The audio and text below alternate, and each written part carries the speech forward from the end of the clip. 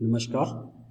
YouTube channel में आप सभी का स्वागत एवं अभिनंदन। मैं Pradeep Kumar, lecture in chemistry. आज आपके साथ जिस टॉपिक के ऊपर डिस्कशन करने जा रहा हूँ वो है Rawls law for the solution containing non volatile solute, ideal and non-ideal solutions and azeotrops। ये जो हमारे टॉपिक्स हैं ये क्लास 10+2 के सब्जेक्ट केमिस्ट्री के सेकंड चैप्टर सॉल्यूशन से लिए गए हैं। तो चलिए शुरू करते हैं आज का topic, Rawls law for the solution of non volatile solute. Solution of non volatile solute, इसको हम solution of solid in liquid भी कहते हैं। मतलब जिसमें हमारे पास सॉल्वेंट लिक्विड होगा और सॉल्यूट जो है वो सॉलिड होगा। पिछले वीडियो में हमने लिक्विड सॉल्यूशन की बात की थी, यहाँ पे हमारे पास लिक्विड सॉलिड सॉल्यूशन की बात हो रही है। So for example when we add glucose और यूरिया और salt in water, then this may be regarded as solution of non-volatile solute। जब हम पानी में या तो ग्लूकोज डाल दें या यूरिया डाल दें या साल्ट नमक को डाल दें तो जो हमारे पास सॉल्यूशन बनेगा उसको हम कहेंगे कि ये सॉल्यूशन ऐसा है, इसमें जो सॉल्यूट है वो नॉन वोलेटाइल है। नॉन वोलेटाइल मीन्स जिसके वेपर नहीं बनते हैं। वाटर के तो वेपर बनेंगे लेकिन जो हमने ग्लूकोज या यूरिया या साल्ट डाला है उसके वेपर नहीं बनेंगे। So in this solution water solvent is volatile and solute glucose और यूरिया और salt is non volatile. Now the question arises that whether the vapour pressure of solution is same as that of solvent. अब हमारे पास प्रश्न उठता है कि क्या जो सॉल्यूशन का वेपर प्रेशर है वो वैसा ही रहेगा जैसा सॉल्वेंट का था, क्योंकि सॉल्यूट तो नॉन वोलेटाइल है। No, it decreases. Vapour pressure solution का सॉल्वेंट की तरह नहीं होगा लेकिन वो डिक्रीज कर जाएगा। Now let us see with the help of this animation. यहाँ पे हमने सॉल्वेंट को लिया है और सॉल्वेंट के जो पार्टिकल्स हैं वेपर फेज में प्रेशर लगा रहे हैं और यहाँ से जो हमारे पास मर्करी लेवल में डिफरेंस है उससे हम मेजर कर सकते हैं कि इसका वेपर प्रेशर कितना है। अब हमने क्या किया कि इसमें से हमने सॉल्वेंट को निकाल दिया, उसमें नॉन वोलेटाइल सॉल्यूट डाल दिया और जब हम नॉन वोलेटाइल सॉल्यूट इसमें डालेंगे और उसको कंप्लीटली मिक्स कर देंगे, फिर हम दोबारा इस सॉल्यूशन को वेपर प्रेशर चेक करने के लिए मानोमीटर में डालेंगे तो हम क्या देखते हैं कि यहाँ पे हमारे पास वेपर जो है सिर्फ सॉल्वेंट के ही बन रहे हैं और जो ग्रीन पार्टिकल आप देख रहे हैं वो सिर्फ सॉल्यूशन में ही है। और साथ में अगर हम यहाँ पे बात करें मर्करी लेवल की तो हमारे पास वो मर्करी लेवल भी जो डिफरेंस है दोनों लेवल में वो डिक्रीज कर गया है। इट मीन्स कि वेपर प्रेशर जो सॉल्यूशन का है जिसमें नॉन वोलेटाइल सॉल्यूट है उसका कम है और सॉल्वेंट का वेपर प्रेशर ज्यादा है। अब बात आती है कि ऐसा क्यों हुआ, ये वेपर प्रेशर डिक्रीज क्यों कर गया। इसको हम पिक्चर की सहायता से देखेंगे। हमने यहाँ पे एक कंटेनर लिया, उसमें हमने वोलेटाइल सॉल्वेंट डाला है, सिर्फ सॉल्वेंट डाला है और जब इस कंटेनर को हमने ऊपर से कवर कर दिया है, इसमें इवेपोरेशन होगी, इक्विलिब्रियम सेटअप होगा, rate of evaporation rate of condensation के बीच में। उस केस में हम इसका वेपर प्रेशर चेक करते हैं। अब आप यहां देख रहे हैं कि सरफेस के ऊपर सिर्फ सॉल्वेंट के ही पार्टिकल ने पोजीशन ऑक्युपाई की है और वहां सरफेस से ही इवेपोरेशन हो रही है और evaporation is the surface phenomena. और जब when a non-volatile solute is added to a solvent to give the solution, जब हमने इसमें नॉन वोलेटाइल सॉल्यूट डाल दिया है, इस पिक्चर में आप देख सकते हैं यहाँ हमने नॉन वोलेटाइल सॉल्यूट डाला है। नॉन वोलेटाइल सॉल्यूट के पार्टिकल्स को ऑरेंज जो डॉट्स हैं उनसे रिप्रेजेंट किया है। अब अगर इनकी आप पोजीशन देखेंगे तो कुछ पार्टिकल ने सरफेस के ऊपर भी पोजीशन को ऑक्युपाई कर लिया है और इस तरह से इवेपोरेशन के लिए, सॉल्वेंट पार्टिकल के इवेपोरेशन के लिए जो सरफेस एरिया है वो डिक्रीज हो गया है।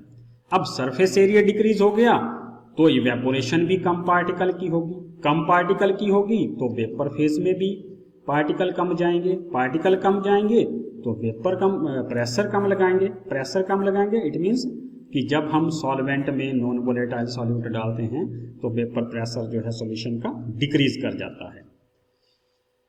The vapor pressure of the solution at a given temperature is found to be lower than the vapor pressure of the pure solvent at the same temperature. Because क्यों?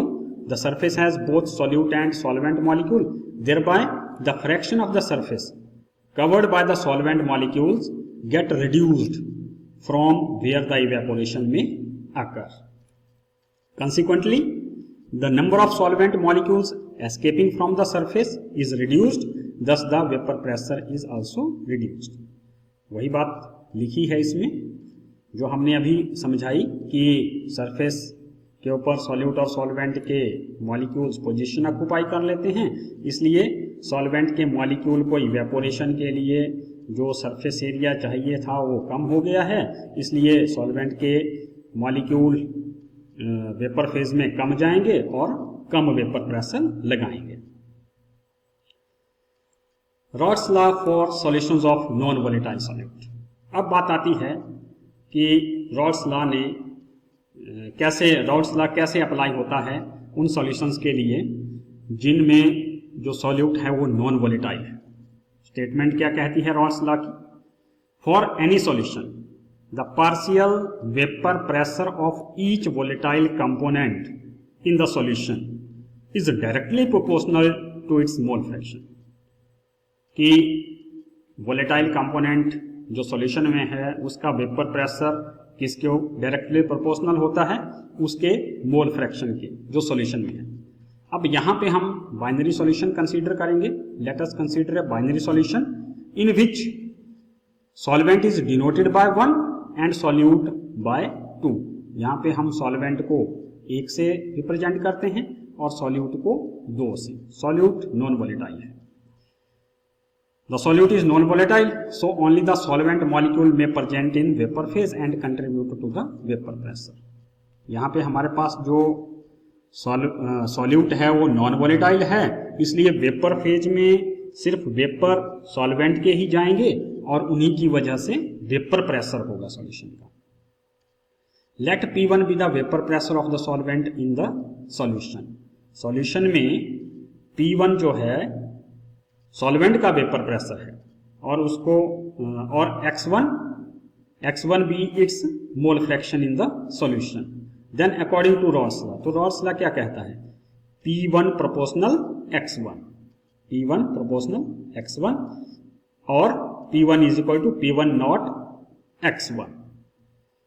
P1 not proportionality constant है and it is equal to the vapour pressure of pure solvent. जब हम pure solvent का vapour pressure निकालते हैं उसको हम P1 not से रिप्रेजेंट करते हैं। Now graphical representation of rods law for solution of non volatile solute. जैसे हमने रॉड्स लॉ का ग्राफिकल रिप्रेजेंटेशन लिक्विड सॉल्यूशन के लिए भी किया था जिसमें दोनों सॉल्यूट और सॉल्वेंट दोनों वोलेटाइल थे।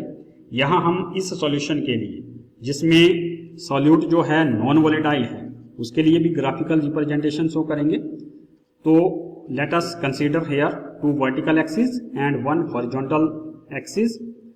Along horizontal axis we take mole fraction of the solvent and it is represented by X1। Along vertical axis we will take vapour pressure and at this point यहाँ पे X1 is equal to 0 और यहाँ पे X1 is equal to 1, क्योंकि variation जो आएगी vapour pressure में सिर्फ सॉल्वेंट के पार्टिकल की वजह से ही आएगी। तो सॉल्वेंट के प्रेशर पार्टिकल्स की वजह से प्रेशर और मोल फ्रैक्शन के बीच में हम यहाँ वेरिएशन शो करेंगे। So it will be a straight line कि जैसे जैसे सॉल्यूशन में सॉल्वेंट का मोल फ्रैक्शन बढ़ता जाएगा वैसे वैसे ही वेपर प्रेशर भी सॉल्यूशन का बढ़ता जाएगा। और जब हमारे पास सिर्फ प्योर सॉल्वेंट ही है तो वेपर प्रेशर कितने के बराबर है, P1 नॉट के बराबर। So this is the graphical representation for the solution of non volatile solute. Now ideal and non ideal solution. What are ideal solution? What are non-ideal solution?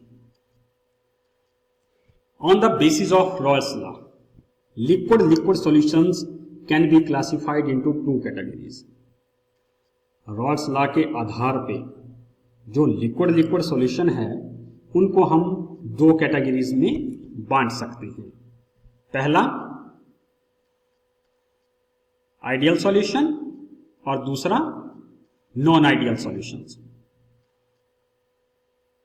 अब बात आती है आइडियल सॉल्यूशन की कि किन solution को हम आइडियल सॉल्यूशन कहेंगे। अब रॉल्स लॉ के आधार पे कैटेगराइजेशन है इनकी, तो the solutions which obey Raoult's law over the entire range of concentration are known as ideal solutions. ऐसे सॉल्यूशन जो पूरी कंसंट्रेशन की रेंज के ऊपर रॉल्स लॉ को सेटिस्फाई करते हैं या ओबे करते हैं उनको हम क्या कहते हैं, आइडियल सॉल्यूशन कहते हैं। अब रॉल्स लॉ क्या कहता है कि PA is equal to PA dot XA. This is for component A. Suppose we have the solution of two component. One component is represented by A and second component is represented by B. So the vapor pressure of component A, it will be equal to PA naught XA. Similarly, second component के लिए PB is equal to PB naught XB. और total जो pressure होगा solution का वो कितने के बराबर होगा, sum of the partial pressures of component A plus sum partial pressure of component B. So the total pressure will be equal to PA plus PB. This is according to the Dalton's law. ये expression हमने पहले भी लिखा था Raoult's law के लिए। And this is the graphical representation जिसको हमने पहले भी रिप्रेजेंट किया था। दो एक्सिस हमने ली है, वर्टिकल में हम वेपर प्रेशर लेते हैं, हॉरिजॉन्टल एक्सिस में हम मोल फ्रैक्शन लेते हैं। यहाँ पे वैल्यू XA0 XB1 मतलब इस पॉइंट पे सिर्फ कंपोनेंट B प्रेजेंट है और A की वैल्यू 0 है, और इस पॉइंट पे यहां पे हमारे पास सिर्फ कंपोनेंट A है, B की वैल्यू 0 के बराबर है। और जब हम यहां से इस डायरेक्शन में चलेंगे तो जो मोल फ्रैक्शन है कंपोनेंट A का इंक्रीज करता जाएगा और मोल फ्रैक्शन कंपोनेंट का B का डिक्रीज करता जाएगा। अगर हम इधर से इधर को चलेंगे तो मोल फ्रैक्शन कंपोनेंट का A डिक्रीज करता जाएगा और मोल फ्रैक्शन जो कंपोनेंट B का है वो इंक्रीज करता जाएगा। और this plot it will represents the partial pressure of component A, this represents the partial pressure of component B and this line it represents the total pressure of the solution. PA dot it will represent the vapour pressure of pure component B and PA naught it will represent the vapor pressure of the pure component A. So this is the classical graphical representation. The solution which obey this graphical representation is called ideal solution. For this solution, the enthalpy of mixing of pure component to form the solution is 0. Now these are the conditions कि जब हम दो component को mix करेंगे तो उसमें enthalpy change जो है वो 0 के बराबर होना चाहिए। Delta H of mixing is equal to 0। Similarly the volume of mixing is also is equal to 0, that is delta V of mixing should be equal to 0। So these are the condition which should be satisfied by the solution. What is the meaning of delta H of mixing and delta V of mixing is equal to 0। ये जो delta H of mixing is equal to 0 है और delta V of mixing is equal to 0 है, इसका क्या मतलब है? Delta H of mixing is equal to 0 means it means that no heat is absorbed or evolved when the components are mixed. जब हम component A और component B को आपस में मिक्स करेंगे बाइनरी सॉल्यूशन बनाने के लिए, तो वहां पे ना तो हीट निकलनी चाहिए और ना ही हीट एब्जॉर्ब होनी चाहिए। मीन्स जो प्रोसेस है वो ना तो एक्सोथर्मिक होना चाहिए और ना ही एंडोथर्मिक होना चाहिए। और दूसरी बात, delta V of mixing is equal to 0. What is this? What is the meaning of this? यहाँ पे हम देख सकते हैं इसको, हमने यहाँ पे हेप्टेन लिया है 50 ml है सॉल्यूशन में, और जब हम इसमें 50 ml अगर हेक्सेन डाल देते हैं तो जो सॉल्यूशन है it will become 100 ml, accurate 100 ml, ना तो 100 ml से ज्यादा और ना ही 100 ml से कम। This is the meaning of delta V of mixing is equal to 0, कि जो वॉल्यूम है जब हम दो कंपोनेंट को मिक्स करेंगे तो उन दोनों कंपोनेंट का जो वॉल्यूम हमने स्टार्टिंग में लिया था सॉल्यूशन का वॉल्यूम उन्हीं के सम के बराबर होना चाहिए, ना उससे ज्यादा और ना उससे कम।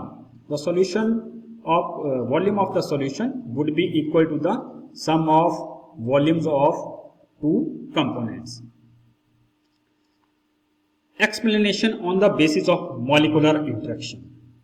जो आइडियल सॉल्यूशन है मॉलिकुलर इंटरेक्शन के आधार पे हम उसको एक्सप्लेन कर सकते हैं।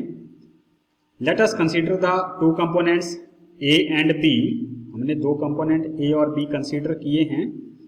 अब जब आपके पास कंपोनेंट अलग अलग है, हमने मिक्स नहीं किया है, तो A कंपोनेंट में सिर्फ A टाइप की इंटरेक्शन होगी और B कंपोनेंट में सिर्फ B टाइप की इंटरेक्शन होगी, क्योंकि A कंपोनेंट में A ही टाइप के मॉलिक्यूल्स हैं और B कंपोनेंट में सिर्फ B टाइप के ही मॉलिक्यूल्स हैं। तो A टाइप के मॉलिक्यूल्स आपस में इंटरेक्ट करेंगे और B टाइप के मॉलिक्यूल आपस में इंटरेक्ट करेंगे जब उनको मिक्स नहीं किया गया है।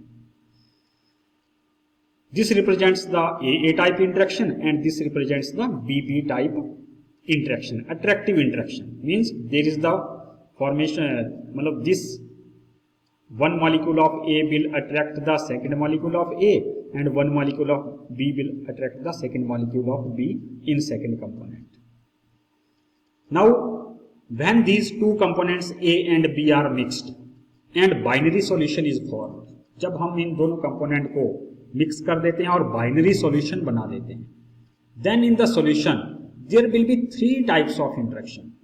तो सॉल्यूशन में तीन तरह की इंटरेक्शन आ जाती है। कौन कौन सी? A type, B type and AB type intermolecular attractive interaction. तीन तरह की इंटरेक्शन हमारे पास। A टाइप भी पहले से थी, B टाइप भी पहले से थी।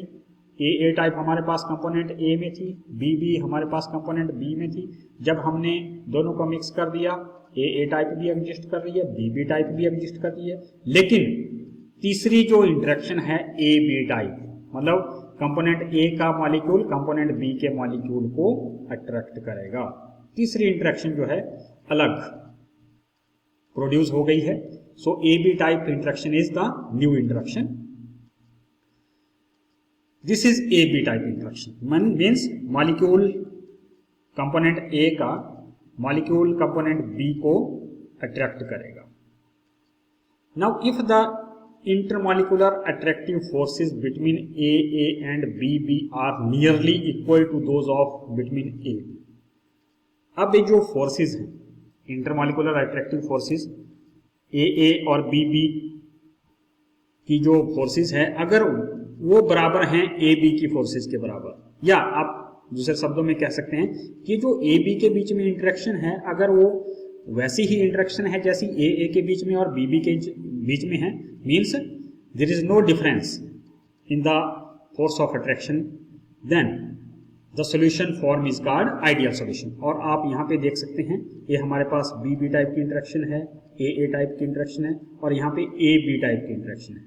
सो bond length is the same, so the bond strength will also be the same. अगर बॉन्ड स्ट्रेंथ सेम है, बॉन्ड लेंथ भी सेम है, इट मीन्स जब हम इनको मिक्स करेंगे ना तो एनर्जी निकलेगी और ना ही एब्जॉर्ब होगी। नेट जो डेल्टा एच ऑफ मिक्सिंग है वो 0 के बराबर होगा।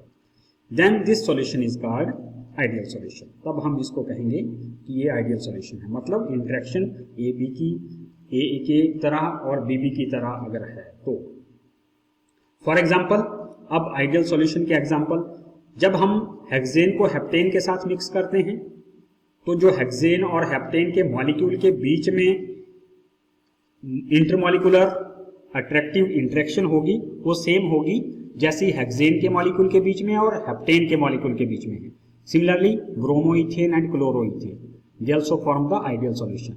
Benzene and toluene, they also form the ideal solution. लेकिन a perfectly ideal solution is rare, but some solutions are nearly ideal in behavior. वैसे तो आइडियल सॉल्यूशन बहुत रेयर होते हैं, लेकिन कुछ सॉल्यूशन ऐसे हैं जो आइडियल बिहेवियर के नजदीक हैं। Non ideal solutions. अब आइडियल सॉल्यूशन तो हमने कह दिया कि जो रॉल्स लॉ को ओबे करते हैं, एंटायर रेंज ऑफ कंसंट्रेशन। अब नॉन आइडियल सॉल्यूशन कौन से आएंगे? जो रॉल्स लॉ को ओबे नहीं करेंगे over the entire range of concentration, these are called non ideal solution. मतलब उसमें कंपोनेंट ए के लिए P A is not equal to P A dot X A and P B is not equal to P B dot X B, और P B total is not equal to P A plus P B, and delta H of mixing is not equal to 0 and delta V of mixing is also not equal to 0।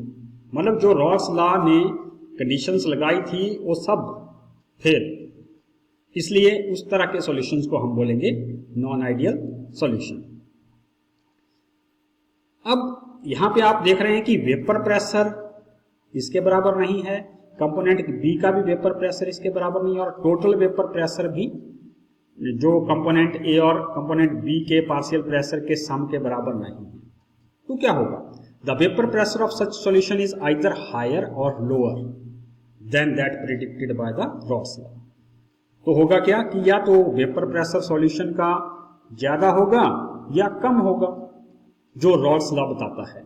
Rawls law ने जो बताया है या तो vapour pressure उससे ज्यादा होगा या उससे प्रेशर सॉल्यूशन का कम होगा। तो ग्राफिकल रिप्रेजेंटेशन अगर हम शो करें यहाँ पे, ये हमने ग्राफ प्लॉट किया था उन लिक्विड्स के लिए जो आइडियल है, लीनियर प्लॉट, कंपोनेंट ए के लिए, कंपोनेंट बी के लिए और total pressure of the solution के लिए हमने रिप्रेजेंट किया था। अब अगर वेपर प्रेशर ज्यादा है तो किस तरह का प्लॉट आएगा? इस तरह का। देखिए, वेपर प्रेशर इंक्रीज कर गया कंपोनेंट ए का, वेपर प्रेशर कंपोनेंट बी का भी इंक्रीज कर गया है, और टोटल प्रेशर जो सॉल्यूशन का है वो भी इंक्रीज कर गया है। This plot represents the non ideal solution. और इस प्रकार के सॉल्यूशन को हम कहेंगे कि ये सॉल्यूशन जो है it is showing the higher vapour pressure. अब दूसरी कंडीशन हमारे पास क्या है कि जो सॉल्यूशन का वेपर प्रेशर है अगर वो कम है जो रॉल्स लॉ ने बताया है, तो ग्राफ किस तरह से आएगा?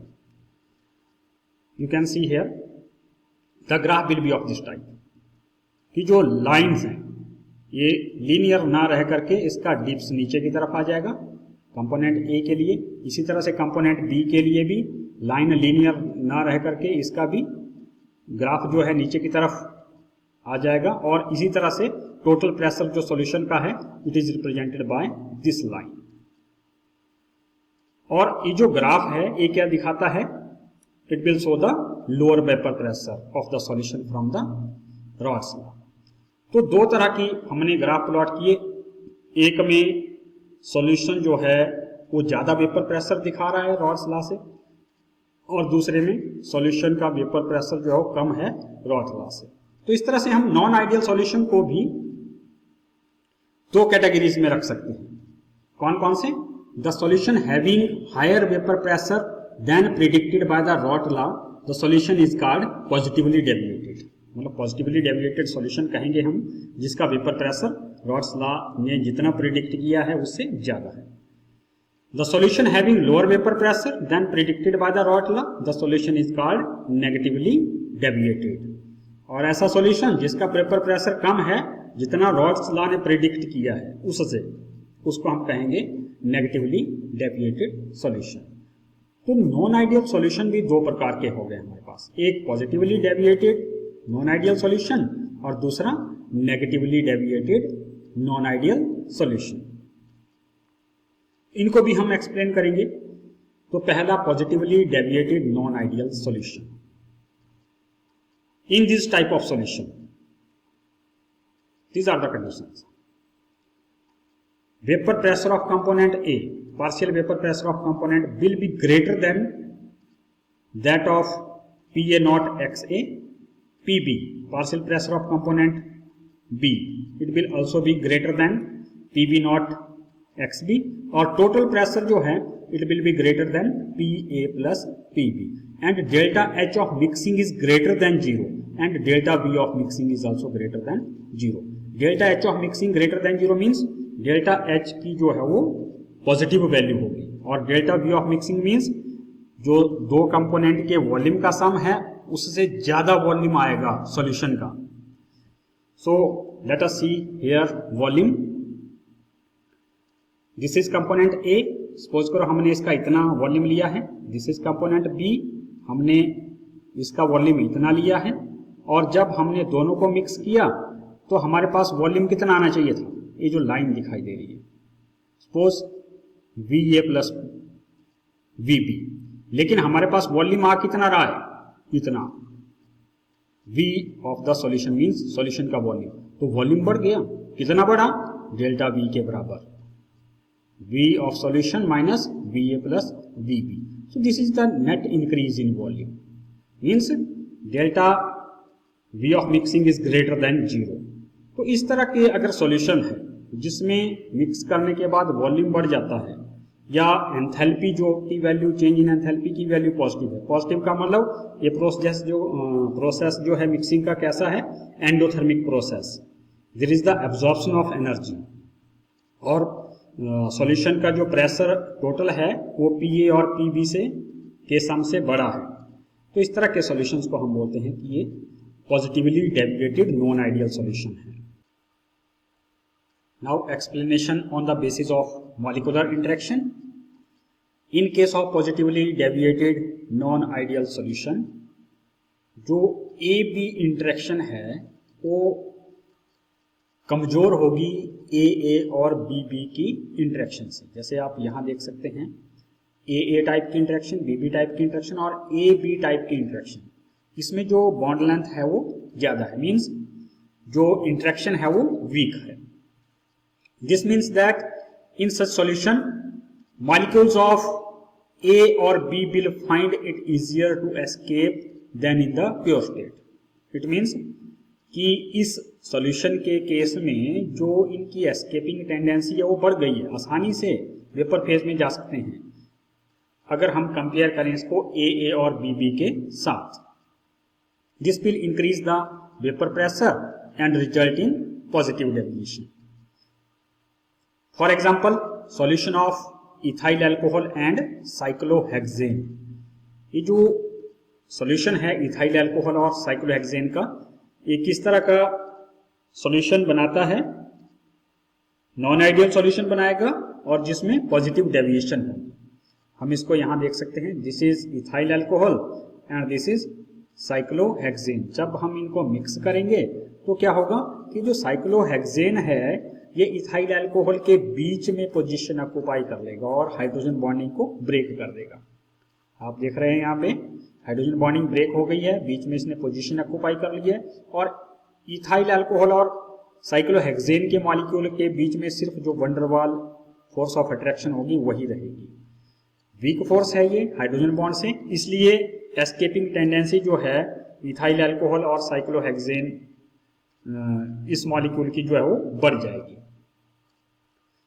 Other examples are ethanol and acetone, carbon disulphide and acetone. Now negatively deviated non ideal solutions. In this type of solutions इसमें क्या होगा, जो रॉड्स लॉ ने दिखाया है उससे सब लेस होगा, means PA less than PA dot not XA, PB less than PB not XB, P total will be less than PA plus PB, delta H of mixing will be less than 0, means delta H की negative value and delta V of mixing will also be less than 0, means जितना volume का सम आना चाहिए उससे कम आएगा। और delta H of mixing less than 0 का मतलब negative value means exothermic reaction. Exothermic reaction means जब हम इनको मिक्स करेंगे दो कंपोनेंट्स को तो एनर्जी बाहर निकलेगी, स्टेबिलिटी प्रोवाइड होगी। वॉल्यूम के लिए हमने रिप्रेजेंटेशन दी है, VA का वॉल्यूम VB का वॉल्यूम जब मिक्स करेंगे तो वॉल्यूम क्या, इतना वॉल्यूम आना चाहिए इनका VA प्लस VB, लेकिन सॉल्यूशन का वॉल्यूम आया कितना है, यहाँ पे ये जो डिफरेंस है इतना कम हो गया है, it means delta V of mixing is less than 0। अब बात आती है explanation on the basis of molecular interaction. Molecule की जो इंटरेक्शन है उसके आधार पे हम negatively deviated non ideal solution को कैसे एक्सप्लेन करेंगे। क्या इसमें AB की इंटरेक्शन ज़्यादा होगी AA या BB से या कम होगी? तो चलिए देखते हैं। AB interactions are stronger than those of AA and BB। इस केस में क्या होगा, AB की इंटरेक्शन जो है वो स्ट्रॉन्ग है AA और BB की इंटरेक्शन से, इसलिए इनकी एस्केपिंग टेंडेंसी डिक्रीज कर जाती है और सॉल्यूशन का वेपर प्रेशर जो है वो डिक्रीज कर जाता है। This leads to the decrease in vapour pressure resulting in the negative deviation. For example mixture of acetone and chloroform. यहां पे देखिए ए एसीटोन है, ए क्लोरोफॉर्म है CHCl3। अब जब एसीटोन और क्लोरोफॉर्म अलग अलग है तब तो इनके बीच में जो इंटरेक्शन है वो डाइपोल डाइपोल इंटरेक्शन हो सकती है, लेकिन जब हमने इनको मिक्स कर दिया then there is the formation of hydrogen bond, hydrogen bonding आ गई, स्ट्रॉन्ग इंटरेक्शन हो गई।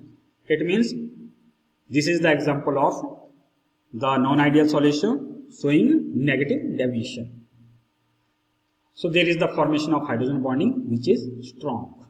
Other examples are phenol, aniline, phenol और एनिलीन में भी ऐसा ही होता है। अब जो हमारा अगला टॉपिक है दैट इज एजियोट्रॉप्स, और इनको हम कांस्टेंट बॉइलिंग मिक्सचर भी कहते हैं। We also called this constant boiling mixture. ये हमने ग्राफ रिप्रेजेंट किया था नॉन आइडियल सॉल्यूशन के लिए जो पॉजिटिव डेविएशन शो कर रहा था, जिसमें सॉल्यूशन का वेपर प्रेशर ज्यादा था जितना रॉल्स ने बताया था उससे। अब अगर हम जहां पे मैक्सिमम शो कर रहा है वहां से एक लाइन ड्रॉ कर दें और यहां पे अगर इसकी कंपोजिशन चेक करते हैं, इस कंपोजिशन को अगर हम लेते हैं तो उस कंपोजिशन वाले मिक्सचर की अगर हम फ्रैक्शनल डिस्टिलेशन करते हैं या उनके कंपोनेंट्स को हम अलग करना चाहते हैं तो नहीं कर पाते, और इस कंपोजिशन वाला जो सॉल्यूशन है उसकी कंपोजिशन सॉल्यूशन फेज में और वेपर फेज में एक जैसी होती है। दूसरे के लिए भी हम नेगेटिवली डेविएटेड सॉल्यूशन के लिए भी देखेंगे। यहाँ पे मैक्सिमम डेविएशन का किस पॉइंट पे है, यहाँ पे, तो यहाँ से अगर हम एक लाइन ड्रॉ कर दें यहाँ पे और इस कंपोजिशन वाले मिक्सचर को लें जिसमें कंपोजिशन यहाँ से लेके यहाँ तक कंपोनेंट XA है और यहाँ से लेके यहाँ तक कंपोनेंट XB है, इतनी इनकी मोल फ्रैक्शन की कंपोजिशन लें तो हम देखेंगे कि उसके वेपर फेज में और सॉल्यूशन फेज में जो कंपोजिशन है वो सेम है। तो इस तरह के सॉल्यूशंस, ऐसे binary solutions having same composition in liquid and vapor phase and boil at constant temperature are called azeotrophs। तो ऐसे सॉल्यूशन जिनकी वेपर फेज में और सॉल्यूशन फेज में कंपोजिशन एक जैसी होती है और वो कांस्टेंट टेम्परेचर के ऊपर बॉईल करते हैं उनको हम एजियोट्रॉप्स कहते हैं। For example 95.4% ethanol and 4.6% water by volume, अगर हम इस मिक्सचर को ले लें तो ये भी किसकी तरह बिहेव करेगा, एजियोट्रॉप की तरह। देखिए किस तरह का एजियोट्रॉप है। हमने इसको ग्राफ से रिप्रेजेंट किया है। Along this axis we are taking the mole fraction और along this we are taking the temperature. और ये जो लाइन रिप्रेजेंट कर रही है ये लिक्विड के लिए रिप्रेजेंट कर रही है, this is for vapour phase.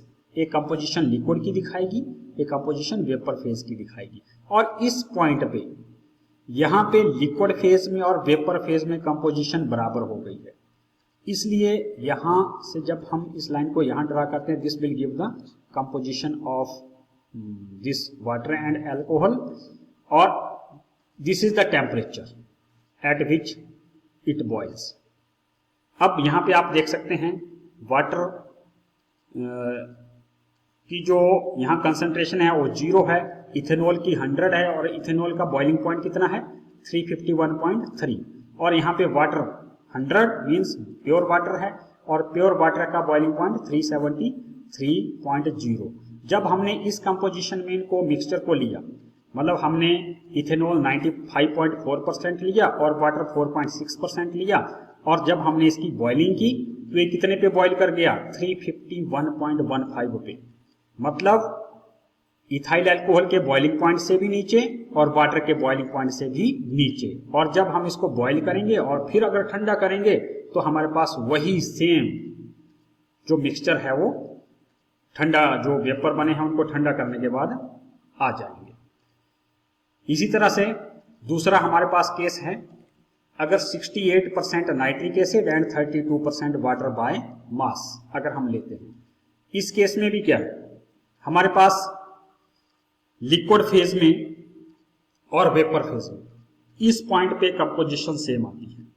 ये पॉइंट जो है नाइट्रिक एसिड का बॉइलिंग पॉइंट है 359 और ए वाटर का बॉइलिंग पॉइंट है 373, लेकिन जो एजियोट्रॉप मिक्सचर है वो कितने पे बॉइल करेगा 393.5, मतलब इसके बॉइलिंग पॉइंट से और इसके बॉइलिंग पॉइंट से हायर बॉइलिंग पॉइंट पे बॉइल करेगा ये।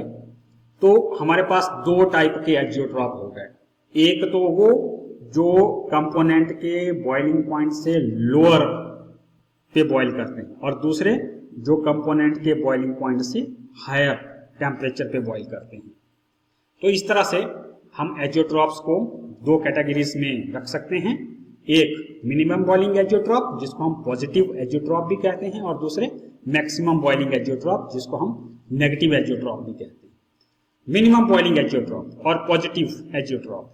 मिनिमम बॉइलिंग एजियोट्रॉप हम उनको कहते हैं जो मैक्सिमम पॉजिटिव डेविएशन शो करते हैं रॉड्स लॉ से, वो बनाएंगे minimum boiling azeotrope at specific composition. For example जो हमने पहला एग्जांपल आपको दिखाया था 95.4% ethanol and 4.6% water by volume. Once this composition has been achieved, the liquid and vapor phase has the same composition and no further separation occur. दूसरा है हमारे पास maximum boiling azeotrope और नेगेटिव एजियोट्रॉप, जो हमने second example आपको दिखाया था। The solution that show the large negative deviation from the Raoult's law form the maximum boiling azeotrope at the specific composition. For example, 68% nitric acid and 32% water by mass. अब बात आती है, is it not possible to separate the component of azeotrope by fractional distillation. अभी जो component है azeotrope के, क्या हम इनको फ्रैक्शनल डिस्टिलेशन से सेपरेट नहीं कर सकते? अब फ्रैक्शनल डिस्टिलेशन आप देख लीजिए, यहाँ पे हमने एजियोट्रॉप को लिया है, इसको हीट कर रहे हैं, वैसे ही जा रहा है सेम कंपोजिशन वेपर फेज में और दोबारा कंडेंस होकर के सेम कंपोजिशन, जैसी कंपोजिशन यहाँ थी वैसी कंपोजिशन यहाँ आ रही है। It means we cannot separate these by fractional distillation. तो फिर कैसे सेपरेट कर सकते हैं? The separation can be done either by azeotropic distillation or by molecular sieves. इसी के साथ आप सभी का धन्यवाद।